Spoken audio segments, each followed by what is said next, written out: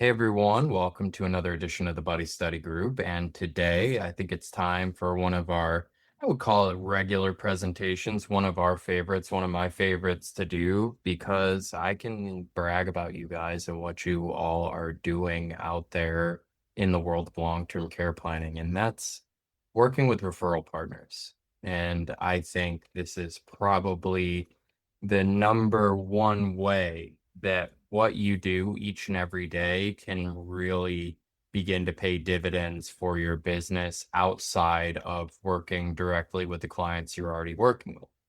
So, referral partners, I think, first and foremost, why do we look for them? I think that answer is quite obvious. We are really trying to expand our reach at the end of the day. I call referral partners the lifeblood of your business, your practice, because the more full your calendar is, regardless of your ratios, your ability to close people, the more income opportunities you have at the end of the day. Of course, it is our job to make sure that we are able to do a good job with the clients we receive from referral partners, but they really are what keeps things going. There's only so much that we can do from our own sort of innate marketing and prospecting, right? I know when I started in the business at Northwestern Mutual, a captive company, I had to work off of just my friends and family leads, or maybe some people that I used to work with. And it's not a fun experience trying to make an entire practice out of just prospecting those close to you and then going several spheres beyond that. So referral partners are a way to get introduced not just to professionals who will send you leads, right? It is also a way for you to be able to do more for your clients and potentially send referrals in the other direction. I think that's the currency that keeps referral partnerships healthy at the end of the day. So in that respect, we do want to keep our circle relatively small per industry, right? Kind of an I have a guy, I have someone sort of scenario where for each and every sort of layer of planning your clients may have, it's good to have a referral partner. Um, because that just adds to the value that you provide your existing clients at the end of the day. If there are leads going back and forth, that referral partnership is much more likely to succeed. But long-term care is just a super good industry to be able to find referral partners in general. I think reason number one is because working in long-term care is quite difficult. It is certainly a full-time job, or at the very least, it dominates your time. And there are plenty of people, plenty of professionals out there who advocate for long-term care planning, but they can't necessarily put in the time that's required to create good outcomes. Uh, and there are a number of things required in that sort of scenario. Even if you have a back office doing your case management or a BGA doing your case management on long-term care cases, you still have to be involved and you still have to be the client-facing person to help cases get all the way through from submission to delivery. That can be a lot of work depending on the case. Underwriting is probably the biggest one. I find that there are folks in all corners of the insurance and financial services industry who, again, understand long-term care, understand insurance, understand financial vehicles, and do lots of planning discussions with their clients around those. But when it comes to underwriting, many folks are not comfortable getting into those nitty-gritty health questions. And it generally shows in the meetings that they have where maybe they've tried to bring it up. I've spoken to many financial professionals that I have sort of brought into our umbrella to refer business to long-term care specialists because um, they come to me and say, plain and simply, I cannot close long-term care. If you give me anything else, IRAs, index funds, ETF, you know, property and casualty, I could close people on a house before I could close them on long-term care.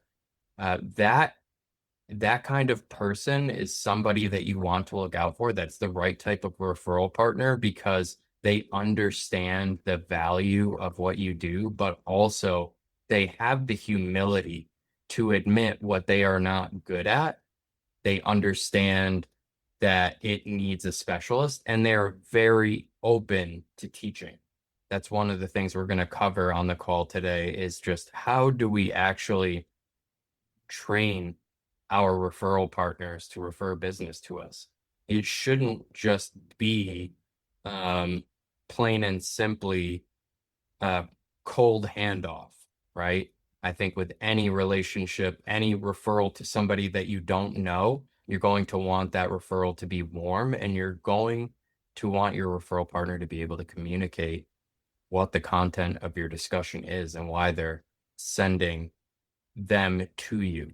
So I think long-term care is largely a specialist game. Um, so you need to find folks who understand that.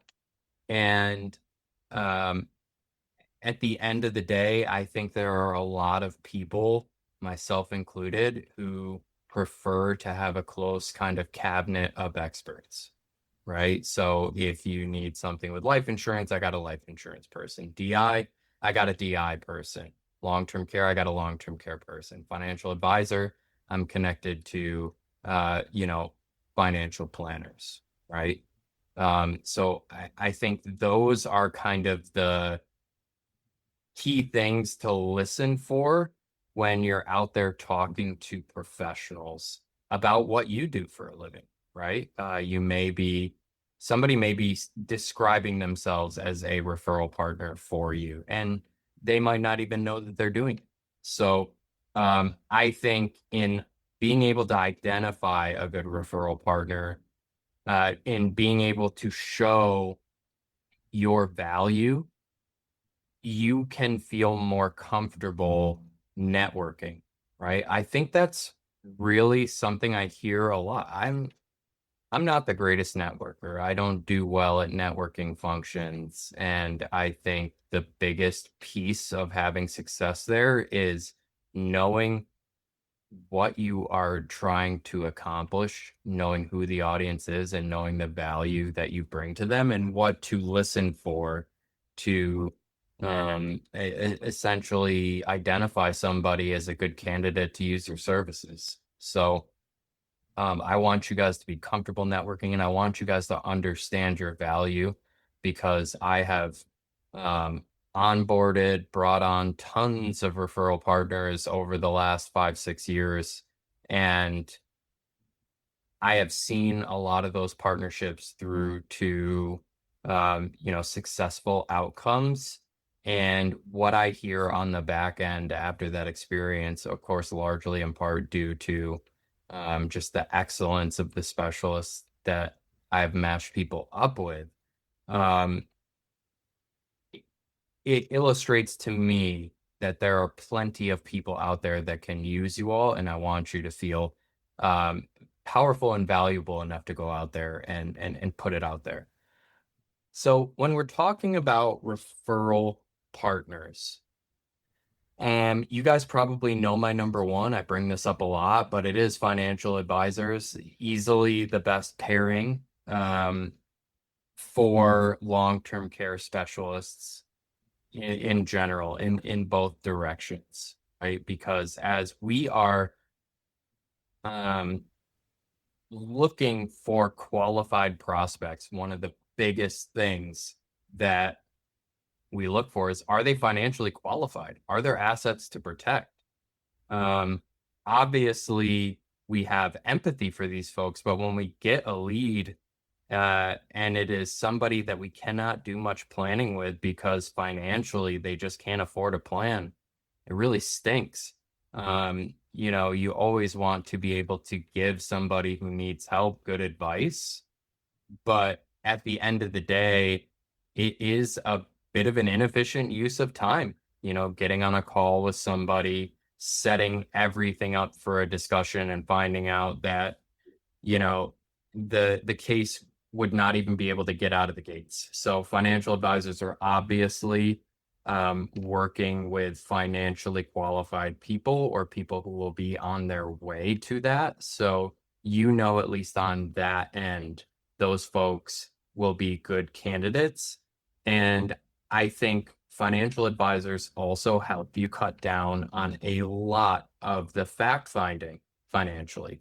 The advisor is going to know basically everything about the client's financial picture if they have that very strong relationship with each of their clients. I think a lot of the fee only planners, especially, um, but also CFPs and even down the line, they work with their clients on nearly every financial aspect of their life. And the affinity there is tremendous, right? I mean, if you take people's entire financial plans into your hands and get them where they want to go, there's an immense amount of trust there, which means there's an immense amount of warmth in the referral. My advisor has introduced me to somebody. Well, I am going to take that very seriously because my advisor has really taken my financial life to the next level in a lot of ways, right? So some of the warmest, well-qualified handoffs, and if you work closely with the advisor, they can really help you with the fact-finding side, and you can have a good picture of the financials without having to dive through tons of questions. It'll more or less be just confirming things. I think advisors, again, often work with experts if they are not an expert, and it's a trusted experts that aren't going to poach their clients in any way, shape, or form. They're just going to play their part in augmenting their client's financial plan. So they are looking for folks in every sort of corner of finance where they don't have a major necessarily. And of course, financial advisors can also be a huge blocker to long-term care planning because everybody's gotten that my financial advisor thinks I should self-fund my long-term care, or doesn't think I should buy a long-term care plan, whatever it may be. And that trust works in the opposite direction. It works against you. So if you can win that advisor over by educating them about how it's in their best interest to get their clients involved with long-term care planning so that extended care events don't drain their assets under management, that creates a really, really strong affinity. There's just so much synergy between asset building, financial planning, and the asset protection that long-term care insurance and long-term care planning provides. So, for many, many reasons, financial advisors are generally that best match. And because these folks are planning in so many ways with their clients, they don't have time to deep dive on long-term care in the way that you do. So, if they're in the interest of offering the best service, generally they are going to want to be surrounded with specialists. So I also think just other financial professionals, especially other insurance professionals, are a really good source of referral partners as well. Again, you will find that there are probably more life insurance people looking to work with a long-term care specialist than the other way around, because long-term care is just that much more difficult to work in, at least from the perception of others. Um, they understand the insurance process. They understand how to do that handoff. The client has likely gone through some form of fact-finding, underwriting, and the new business process from the client perspective. So somebody who's kind of familiar to that picture and has had a good experience as well. Um, they are much more easily trainable with some background insurance experience as well. Again, having people on their team is just a better look to their clients. Being able to say, I have someone for that is a big deal. And there's big reciprocity potential with referrals, right? If they work in a line of business that you don't work in and you can identify clients for their business and send that warm handoff their way, that can be a really large flow of leads potentially passing back and forth. So I think other insurance professionals, especially those that don't deal a lot with underwriting, um, again, you will have to be able to work with the agent themselves that you're going to be partnering with to help train them a bit on who are the right clients. But P&C agents can be a good source of referrals, more on a volume play than quality play, because a lot of what they deal with in the P&C world is either compulsory or just kind of a cultural norm to look into. You get a house, homeowners insurance. You get caught without car insurance, you get in a good bit of trouble, right? So those are easier to close sorts of cases.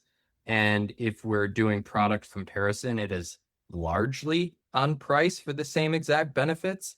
So you will have to do some training with them on how is long-term care different. But because so many people interface with P&C products, potentially, multiple times throughout their kind of client life cycle, it can be a really good volume play. And it could be, again, another relationship that has a lot of trust. If this professional helps me insure my home, my car, my boat, whatever else there may be, I will trust who they have to refer me to for long-term care planning. I'll trust them when they say it's important. And again, they're not going to dive as deep, but appreciate somebody on their team who will. So I think those are the biggest referral partner sources. Anybody else have any good referral partner relationships that have worked for them just from a professional to professional standpoint? Anybody have any they'd like to point out that have worked particularly well for them? On the group side, I will add that benefits brokers in general tend to be really, really good relationships. But even if you just work on the individual side, that can be a really good referral partnership to set up with as well. Individually filed products can still be used in the group setting, but also for true group products, group filed products, not everybody is going to be able to get a plan for all groups across the country. Maybe it's just a small business of, say, 1 to 2 people. Maybe it's a self-employed person. Maybe somebody is in their mid-70s and the plan that their group was offered cuts off the long-term care benefit at age 70. There are folks, the group filed products are very good at kind of being able to offer a plan to everybody in a group, but it is not always one size fits all. So those folks are good candidates for individual planning. I had a meeting just like that today, where there is a potential for somebody to do individual planning because the group product that they're being offered doesn't have long-term care benefit attached to it because of age limitations. Diane says, my hairstylist knows her clients who has money, health concerns, and family matters. I think that's a really good one. It's not one that I would readily think of off the top of my head. But you're right. Everybody tends to have a really good relationship and with the folks who cut their hair. I feel that way with my barber. We know a lot about each other. And if all these folks are doing are having conversations about how's life, how's your family, when they are sitting down for their haircut. I think that's a pretty good source. And I would never rule anything out. I think folks who are advocates for long-term care make good referral partners regardless. Um, but at the end of the day, um, I'm trying to kind of give you the obvious ones. But yeah, don't rule anything out. There are plenty of folks out there who could help be a good referral partner for you if they know what you do and understand how you can help people. Definitely. Um, and I think just given those audiences, I think folks can go to conferences sometimes and say, well, I don't really know what to do when I'm at these conferences. I don't know who I should be talking to or who I should target. These are the ideas that I'm trying to give you. There are folks out there who are looking for you at the end of the day. So definitely do some research ahead of time when you go to conferences. Nowadays, every conference has an app, and everybody signs up on that app with their information. You can get a full list of names of who's at this conference and what do they do and what company do they do it for. And there's lots of independent folks. So just start conversations. And I promise you, it is going to be the same as closing clients. You will attempt to make some connections. You'll attempt to make a large amount of connections. Some will book a meeting with you. Some won't show up or will get busy. Some will have a conversation with you and it's not a good fit. And a small portion of that could end up being referral partners, and that is worth the work involved. But let's say you have a referral partner and you are trying to make the most of the relationship. It is really important that when you're bringing on a new referral partner, you sit down and have a decently long game planning call. How is this back and forth passing of clients going to work? How can you best set up your referral partner for success by starting the conversation and getting the client to understand that what your referral partner does is a valuable piece to their plan that they haven't accomplished yet? And conversely, how can that referral partner help set you up for success with that warm handoff? I know Linda Thalheimer gives a session for our study group quite often, at least yearly, about working with financial advisors, and she shares how she does it. She just records a quick 5-minute video for clients so that the financial advisor doesn't even have to worry about necessarily knowing enough to be dangerous. They just have to be able to explain why long-term care planning is important, why they trust Linda, and then put the laptop on the table and play the 5-minute video and say, I want you to watch this video. After this, I'm going to be passing your information to Linda and she's going to be reaching out to you, right? Just the power of that. There's power in it in a couple of ways. Number one, that one video is creating all of that pre-education for clients, so that they are not completely in the dark. I think referral partners are great, but if you're just getting really, really cold leads that aren't pre-educated on long-term care, it's really a lot of work to make something of it when just a tiny bit of work, like saying, I really trust Linda, here, watch a 5-minute video, I'm going to have her reach out to you. They've already seen your face. They already know what you do. They have a great idea about what you're going to talk about. And for the advisor, it is very easy and very turnkey to make that introduction, right? Oh, just remember to introduce Linda and put the laptop on the table and play the video, right? If it is easy for your referral partner to make referrals to you, the more often you will get them and the more often that referral will be made with the energy behind it needed, because they don't have to worry about knowing product or being a long-term care specialist. They just need to know that they can easily refer someone to you. I also think it's important when you're training your referral partner that, and again, this kind of depends on the trust you have with the referral partner, but you have to train them about who the right clients are and not just to refer the people who ask, especially in long-term care. You all know as well as I do that if we're just referring the people who ask about long-term care, it is a higher likelihood that you're going to be sent referrals from people who really want long-term care because they're going to have a lot of trouble getting it, right? So it kind of creates a little bit of adverse selection. And lead flow is good, but we want to make sure it's quality lead flow. So give them some guidance as to the right time to bring this up with clients, the right clients to bring it up to, who are the good candidates for this type of planning.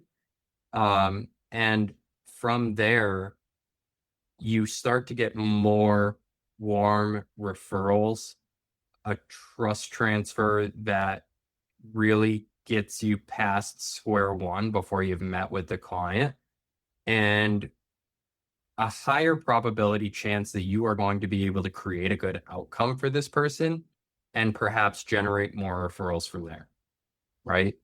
I think that's a big deal. And I also think it makes you more referable when you have these referral partners who you can refer in the other direction business to, right? It's your value of being connected to a team of folks to be able to help with anything, right? I didn't talk about reverse mortgage specialists, but that's another really, really good referral source in my mind, because there is some sort of tangential planning that you can do, but reverse mortgages require an expert, long-term care insurance require an expert. Long-term care insurance needs funding. Reverse mortgages are generally done to generate funding, generate that sort of income that can be used for a number of necessities. But it is all down to how you train people. And I think giving even webinars for your referral partners or meeting regularly with your referral partners can really help to educate and train them. And if you have a newsletter where you're kind of keeping track of, industry news, they may not read it, but it's nice to have them hooked up to that. That demonstrates that, hey, I am connected to somebody who is very plugged in and they help me stay plugged in as much as I possibly can be. I also think the quality of your reporting is going to determine how satisfied your referral partner is with the relationship. I think it's one of the most important things outside of training them for the right people to look for and to refer to you. You don't want your referral partner to feel like they refer you business and it just goes down a well. Even if things are going swimmingly with this client, no visibility is almost as bad as having visibility and what you see being negative. Truly. Feeling like you're in the dark is no good when you have handed off somebody who's important to you and important to your business. And that just creates a lot of anxiety and erodes the trust faster than anything. So if you can figure out a way to really streamline your reporting, that's something that we do at Buddy INS quite a bit, with a few of our tech tools and our CRM, to be able to send out a report to referral partners. Here's everybody you've referred to us. Here's the specialist they're working with. Here is where the case is in the sales cycle, and here are the notes on the case. That is a huge, huge deal, because at any moment that client could be going into your referral partner's office for another matter. And if they don't know what's going on with the case, they're going to feel like they're caught with their pants down a little bit. They're going to feel like they're not into the conversation as much as they should be and haven't done enough vetting, right? So if you can kind of take that work off of their plate and give them that peace of mind, you are sure to get more referrals than the person who kind of just provides radio silence. So I think that's a simple thing that you can do to really take the relationship to the next level is reporting. Even if you send out an email based on a referral that was given, just to say, hey, I wanted to send you an email to let you know there was no updates on the case, right? Um, Also, your reporting helps your referral partner to help you, right? So if the report that you send to your referral partners indicates that you've called the client 3 times and they haven't picked up, that referral partner who has more trust can call that client and say, hey, remember I referred you to Diane a week or two ago? She's called you a few times and hasn't heard back. Can you just return her call as soon as you can? Or is there a reason that you don't want to talk? Should I pause this? They can help bring resolution to these cases. They can help give that extra couple of inches of push a case needs to be able to move to the next step. And we all appreciate that, right? I mean, cases being stuck in limbo is probably the worst feeling imaginable. So I hope so far this has been helpful. And oh, just to add to that reporting piece, I think an intake form can really help you a lot as well. Even something as simple as a job form can really help. If your referral partner is willing to sit down with the client and fill out that intake form directly, that's kind of another consent step. That's another fact finding assistance. Or even if the referral partner leaves the client with the form to fill out and sends their information your way, that's a big deal because that gets the information potentially right into your CRM and gets you started on that habit of good reporting and really helps you track everything, including if you have multiple referral partners, okay, who is this client from, right? So the better your record keeping is, the more impressive of a referral partner you'll be outside of all the things that you do for the client. So in meeting more referral partners, I talked about networking events a bit. I talked about conferences a bit.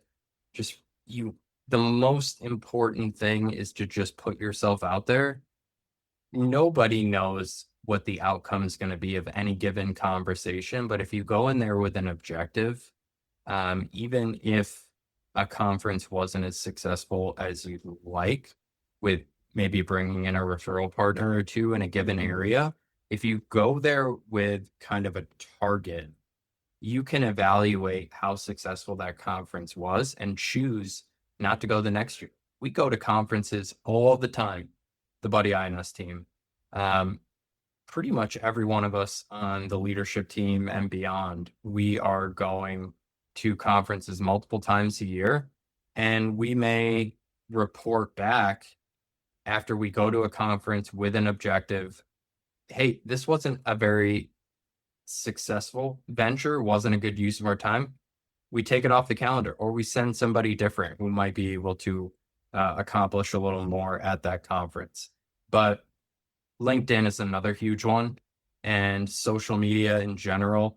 I think one of the major reasons that we have so many referral partners at Buddy INS is not only because we work with a lot of talented people who can really bring good outcomes to clients, but also have you seen Mark's LinkedIn? I mean, the guy is constantly capped at connections to the point where he has to audit his connection list. And that doesn't necessarily just mean that Mark is well known in the industry. It also means that Mark is casting a very wide net and he's doing very pointed searches for the right people in his network and putting out consistent, valuable content to attract the right people for referral partnerships. I think I'm not going to sit here and say your recipe to success is to post 6 times on LinkedIn in one day. Depending on your network, that could have the opposite effect.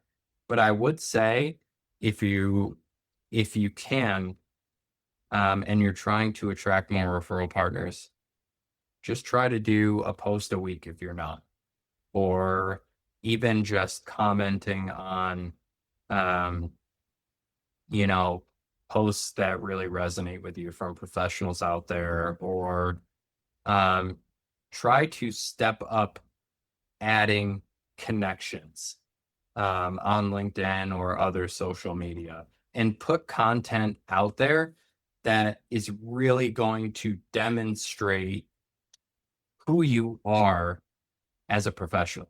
And this can be educational content that people can absorb, find really useful, and never work with you again, right?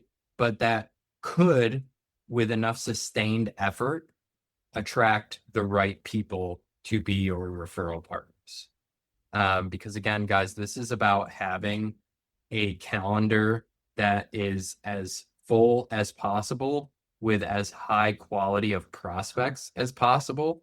And you can be the best prospector in the world, but I think without good referral partners, it is really hard to kind of break through that ceiling of being as busy as you would like at the end of the day.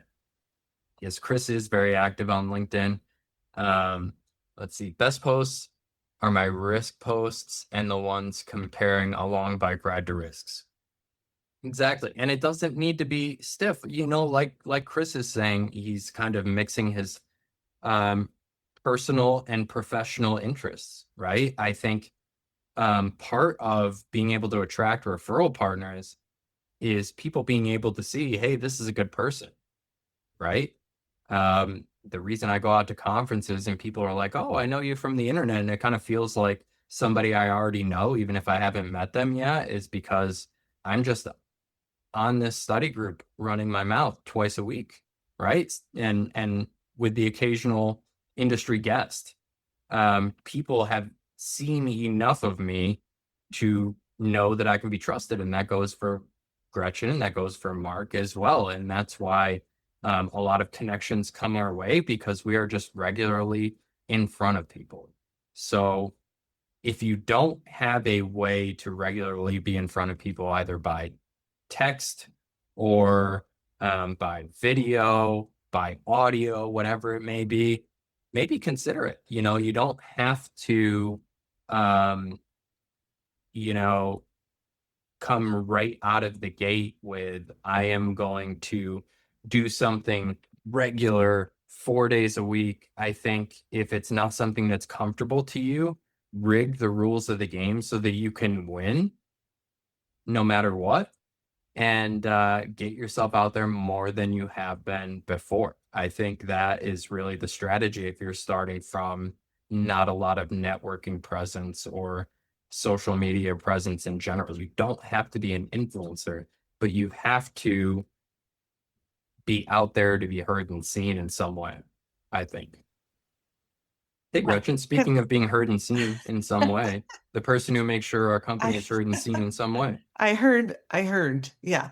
Yeah, what I would say, I totally agree with what you're saying, Jason, about just putting yourself out there, and don't worry about posting every day. I think the most important thing is being authentic. Chris has posted a couple things that couple examples of what he has done. And yeah, I think that anytime you have a story and a way to connect with people, social media can be the great equalizer. You're just speaking to your audience first. Whoever you are affiliated with, connected to, on whether it's LinkedIn, or if you're looking for like a business sort of relationship partnership, LinkedIn is great. But Facebook is also great, just to get that awareness of your circle of people, that this is your jam. So you know long-term care insurance, you want to help them with their long-term care plan. You want to keep it, like I said, keep it authentic, provide stories, all of that, all of that. And don't worry so much about, oh, I got to post every day, because that's when you stop being authentic and you start sort of becoming like just cookie cutter. So make it interesting. Give them information that will help them if it's perceived that you're helpful, and that you're providing information that will benefit them. People will respond to that. Yeah, and I totally agree about the great equalizer comment, right? It's not about naming your business A1 long-term care to be the first result in your local phone book. It is now more than ever kind of a nationwide, even global reach that is the potential, right? And you can work with anybody across the country, provided that you're licensed in their state. So putting yourself out there magnifies your voice more than it ever has. And I think with that comes, I I don't want it, it comes with less of an insistence on formality. Obviously, this is a Yeah. formal study group, but I am not here in a three-piece suit and tie and manicuring every single word I'm saying. I'm trying to do this as me, right? And I think that's what you should take with you. There is less of an insistence on being incredibly formal, and there's more of an insistence on being yourself, being relatable, and reviews and word of mouth of how the experience is when people work with you speaks for itself, because everybody else has the same size microphone, right? And if you are good, word will get out. Uh, So can I mention something else real quick, yeah, Jason? yeah. Um, uh, if you look at what we do, what Buddy does as far as like social media, we rely, like Jason said, we rely on Mark's LinkedIn presence to carry that message. We don't post a lot on our corporate page. We push through Mark because he has the biggest audience. Um, and then on Facebook, we lean into the Facebook group, because then we're able to, as professionals, we're able to post and share different stories and share, if somebody's looking for help on a case, we can do that without involving the general public. So that's our strategy. Will it change? Yes. We have plans for 2027 to expand social media. But yeah, that's where it sits right now. If you're wondering why you don't see a lot from Buddy directly, that's why. Pick what media works best for you, Yeah. as far as number one, how you like to engage with people, and number two, where your audience is. Um, I am definitely not the loudest on LinkedIn. It's more like a flag on my mailbox that says I'm here. Uh, I do have a lot of conversations on LinkedIn with people who connect with me. But for the most part, I like addressing people and putting myself out there through this Hey, study group and communications that follow it, right? Um, could I do more LinkedIn? Of course. Who Jason, couldn't? if you ever posted on LinkedIn, I think everybody in our channel would like click into it. And you know what? Sometimes it's like the quieter you are when you do speak up, people take notice. I True. think a lot of the time it's to thank people for the great experiences I have with them at conferences and share pictures and things of All that good. nature. Yeah. Um, but otherwise, I'm here. I'm talking to people, a couple hours every week, and I encourage you to figure out what works best for you. If you are comfortable with the way you message with people, you will you will attract people, For sure. because you become that much more relatable, and people can sniff out from a mile away when you just have the idea of the sale just resting in the back of your skull and it's all you can think about. It tightens you up, right? When it feels forced, uh, people can tell, right? So Yeah, and the other thing I like that isn't social media related, and we have Diane. Diane does a Friday email every Friday without fail. We have another specialist who does Monday. I think it's every other week, I think is what he said last time we talked. He does a Monday thing, like a Monday funny thing. comic Uh, strip. so yeah, all of that serves to push who you are and what you're doing. Yeah. That's all I got for you folks. A lot of this was just to, again, kind of remind you about your best pairings, but of course, to remind you of the value that you have to others. It's immense. Just speaking to lots of folks from all sorts of financial sectors or um, beyond. It's amazing the impact that you all can have. I want you to be aware of it, and I want you to use that as your fuel to go out and meet folks. And hopefully, you picked up a few good ideas on maybe who to target and how to put yourself out there, where to go, and then what to do when you have somebody who's interested, because it's only as good as the commitment to building that relationship and training each other, and both sides getting better too. So, One more thing, really yes. important. Mhm. Patty, I owe you your t-shirt. I'm sorry. I will send it out this week. I saw you. I'm like, oh, I gotta send Patty your t-shirt. No problem.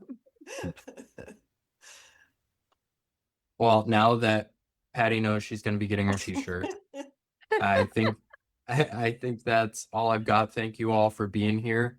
Let us know if there's anything we can ever help you with. Be well, and we'll talk to you this time next week. Bye, everyone. Ciao. Hi, guys.